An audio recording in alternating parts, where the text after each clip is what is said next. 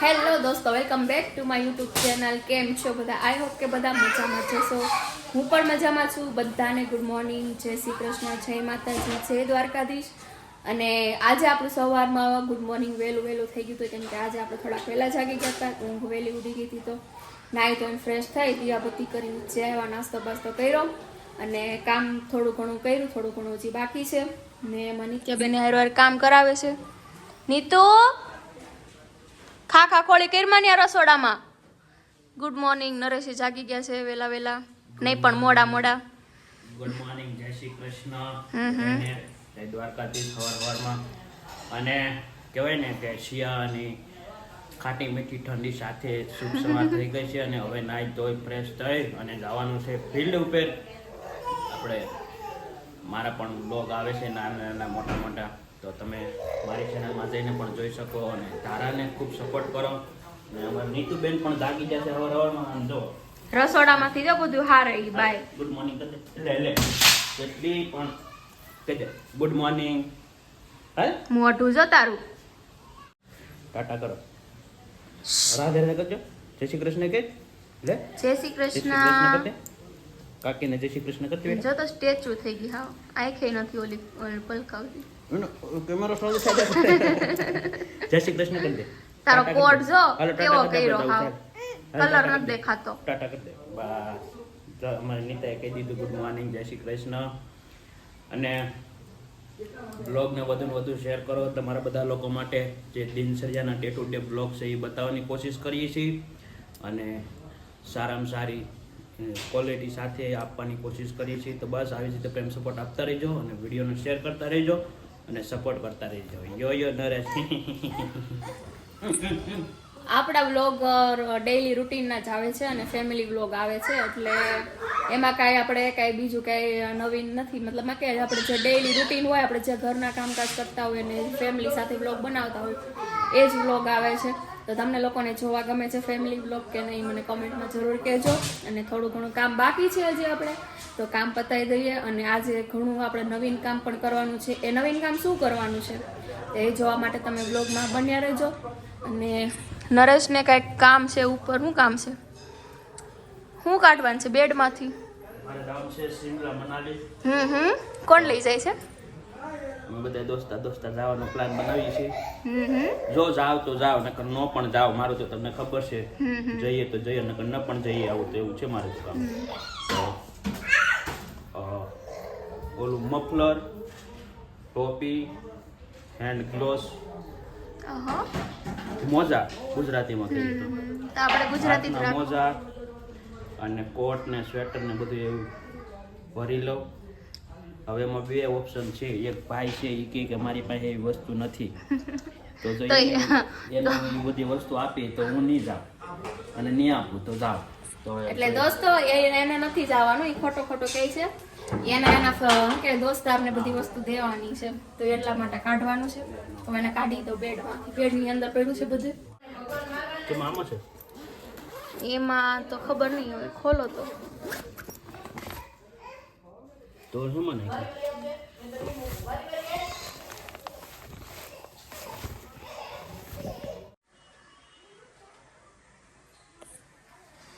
દોસ્તો. તો સવારનું કામ બામ કરીને આપણે થઈ ગયા છીએ ફ્રી, અને ઓલમોસ્ટ બધું સવારનું કામ પતી ગયું છે અને હું થઈ ગઈ છું ફ્રી. તો મેં કીધું કે મારો કબાટ છે એ આખો વિખાઈ ગયો છે. મતલબમાં કંઈક ગોઠવો તો હમણાં થોડાક ટાઈમ પહેલાં જ તે, પણ નરેશ કપડાં લઈએ એટલે પછી કપડાં લઈને પછી જે પહેરવા હોય પહેરે ને બીજા પછી એમના મૂકી દે, કેમ કે જેન્ટ્સને તો એવી ટેવ આદત ન હોય કે વ્યવસ્થિત બધું મૂકવું એમ.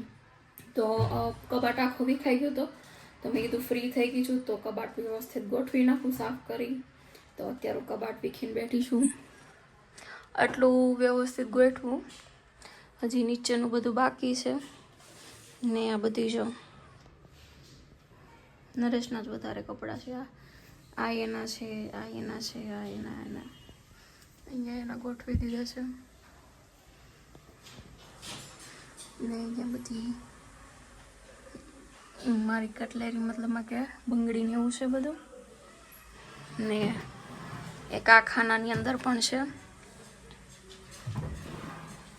તો મેં કીધું નવરી થઈ ગઈ છું તો એ કામ પતાવી દઉં. તો કબાટનું ગોઠવી નાખું, પછી બનાવવાની છે રસોઈ, કેમ કે બપોરનો ટાઈમ પણ હવે થવા એવો છે તો રસોઈ બનાવવાની છે. પહેલાં હું કબાટ વ્યવસ્થિત ગોઠવી દઉં. દોસ્તો તો ફાઇનલી કબાટ વ્યવસ્થિત ગોઠવી દીધો છે. જે હસ્તે વ્યસ્ત કબાટ વિખાઈ ગયેલો હતો એને વ્યવસ્થિત આપણે ગોઠવી દીધો છે. તમે જોઈ શકો, સાફ સૂફ કરી વ્યવસ્થિત ગોઠવી દીધો છે.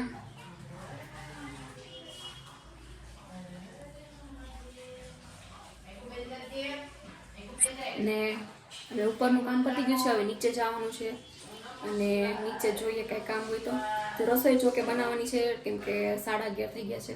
તો નીચે જઈએ હવે અને રસોઈ બનાવીએ. તમે કન્ટિન્યુ બ્લોગમાં બન્યા રહેજો. નીચે આવી ગઈ અને નીચે રસોઈનો ટાઈમ થઈ ગયો તો મેં મમ્મીને પૂછ્યું કે હું રસોઈ બનાવવાની છે. તો મમ્મી કે રીંગણા બટાકાનું શાક અને રોટલા બનાવવાના છે. તો એના માટે રીંગણા બટાકા કાઢ્યા છે, તુવેર છે અને મને લાગી ગઈ છે ભૂખ. તો થોડાક એવા ગાંઠિયા ખાઈ લઉં, કેમ કે ભૂખ લાગી ગઈ કામ કરી કરી. અને આ તુવેર છે ને એ આપણી વાડીની છે, જે વાડીમાં આપણે તુવેર વાવેલી છે.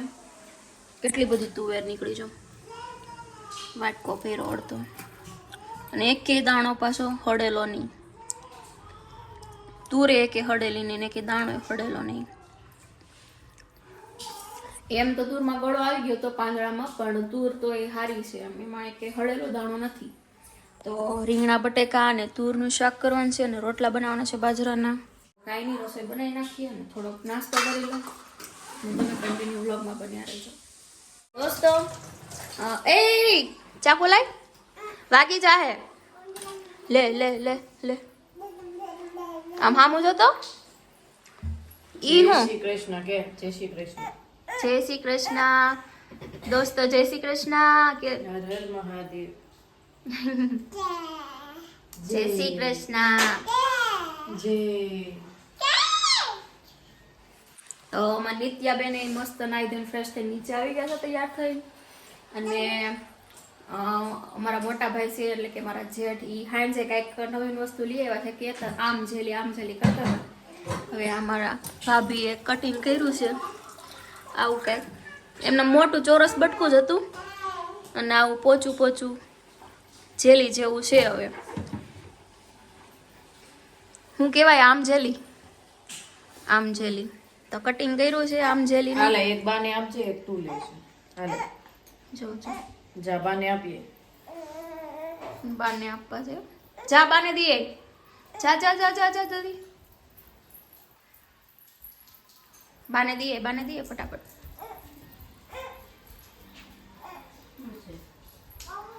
મમ છે કે મમ, ઈ તારું છે, તું ખા. ઈ તું ખાઈ લે, તું ખાઈ, તારું છે બસ. ખા. કેવું લાગ્યું? સારું લાગ્યું કે ન લાગ્યું? સારું. લે પણ એને મોટા પર. એને નહીં ભાવ્યું. ન ભાવ્યું નહીં તું? ન ભાવ્યું. ને મમ્મી માંડવી ફોલે છે બહાર પાર્કિંગમાં. હજી આટલી માંડવી રહી છે.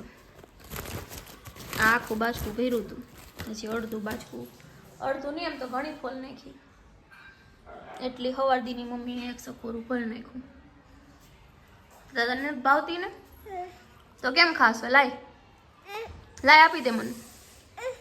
તો કહેતી હતી નથી ભાવતી એમ. આ શું છે? ઈ લલિતભાઈ હાંજે નહોતા લાવ્યા, ઓલી આમ જેલી એમ કરતા હતા ઈ. તો પછી મારી પાસે માંગવા આવ્યો ખાય. કેવી છે? ખાટી છે કે મીઠી છે? તેને ખાલી મેં ખાવાનું બાકી છે.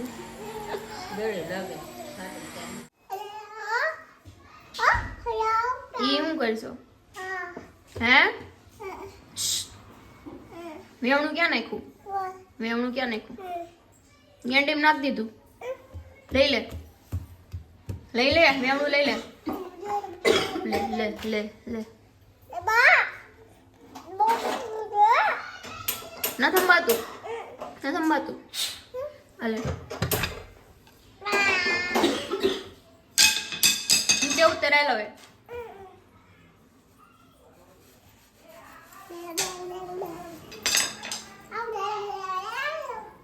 ક્યાંક ગોળો ફોડી નાખી મટકી સમજી.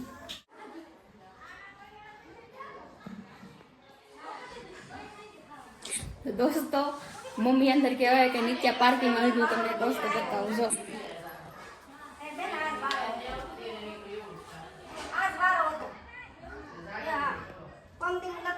પાર્કિંગમાં હોઈ ગઈ બોલો રમતા રમતા. એમાં નીતુ બેન તે નીતુ નીતુ દીકા અહીં કેમ હોઈ ગઈ? પાણી થોડી તે હોવા દે. રમતા રમતા હોઈ ગઈ બોલો. અને ઈ પાર્કિંગમાં એમનો સવારમાં હારો હાર જાય ગઈ ને મમ્મી હવે એને તેડી નાખડે અંદર સેટિયા હુડાઈ દઈ.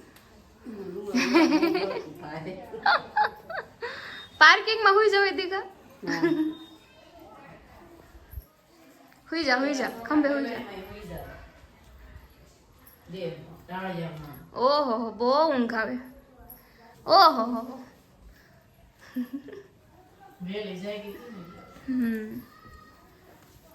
વાહ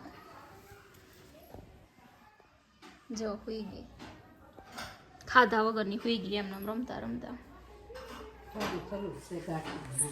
પણ સવારમાં હાર વાયર વહેલી જાય ગઈ હતી. કેટલા વાગે? 6 વાગે જાય ગઈ હતી. પછી અત્યારે ખાધા પીધા વગરની હુઈ ગઈ એમને.